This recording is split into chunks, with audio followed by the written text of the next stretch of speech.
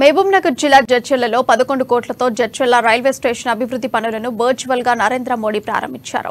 ఈ కార్యక్రమంలో జిల్లా ఎంపీ మన్నె శ్రీనివాసరెడ్డి, బీజేపీ జాతీయ ఉపాధ్యక్షురాలు డీకే అరుణ పాల్గొన్నారు. ఎవరో అధికారంలోకి వచ్చినా ప్రజా శ్రేయస్సు కోసం, ప్రజాసేవ కోసం మాత్రం విధిగా పనిచేయాలని ఎంపీ మన్నె శ్రీనివాసరెడ్డి అన్నారు. ప్రజల కోసం కష్టపడి పనిచేయడంలో మోడీ మొండుగా ధైర్యంగా ముందుకెళ్తున్నారని, అలాంటి వ్యక్తి ప్రధానిగా ఉన్నందుకు గర్వపడుతున్నామని కొనియాడారు. हमारे साथ 500 से अधिक रेलवे स्टेशनों, अलग अलग राज्यों के माननीय राज्यपाल जी, माननीय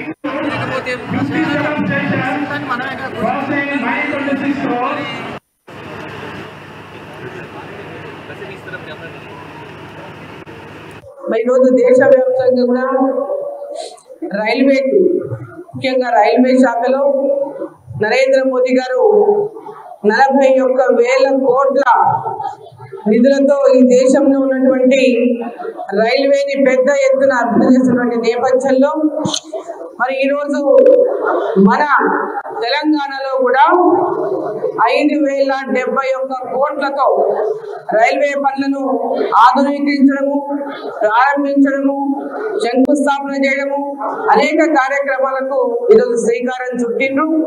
దాంట్లో భాగంగా ఈరోజు మొత్తం 554 రైల్వే స్టేషన్లను 554 రైల్వే స్టేషన్లను అమృత్ రైల్వే స్టేషన్లుగా ఇవాళ వారు